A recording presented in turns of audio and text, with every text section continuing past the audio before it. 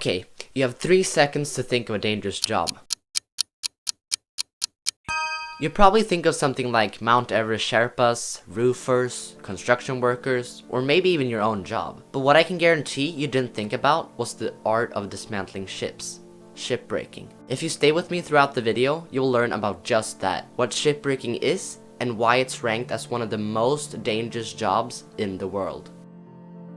Well, where do old ships go? They get broken down in yards like this, and this. Shipbreaking is a type of disposal of giant ships that have surpassed the average lifespan of 25 to 30 years. The ships either get broken down for the extraction of raw materials, especially steel, to be recycled and made into new products, which can lower the demand for mined ore. Some ships also get dismantled for the source of parts, which can be sold for reuse. Basically, when ships are old and rusty, they get teared down and recycled. In developing countries, one of the most used techniques to dismantle a ship is to run it ashore on a gently sloping tidal sand beach at high tide, so when the tide goes out, the ship can be accessed for disassembly. In this method, no external source of energy is needed to pull the ship, as opposed to the method of dry docking.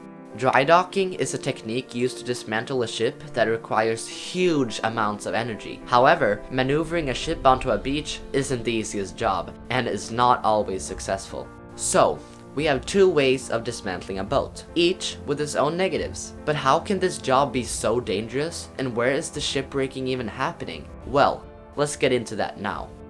Working with dismantling ships comes with lots of health risks, which make the job so dangerous. 70% of ships are simply run ashore in developing countries for disassembly, where toxic materials from the ships pose a giant danger for the workers. Burns from explosions and fire, suffocation, cancer, and disease from toxins are unfortunately regular occurrences in the industry. Because of no risk for lawsuits, the biggest shipyards in the developing world, like Alang Yard in India and Chittagong Yard in Bangladesh and many others, can operate with high health risks. Protective equipment is often inadequate or sometimes even absent. In Bangladesh, a local watchdog group claims that on average 1 worker dies a week and 1 is injured per day. That's 52 deaths a year. Another study says that 20% of Bangladesh's shipbreaking workforce are below 50 years of age. But how can this industry still be a thing with those numbers? Well, because of one thing: money.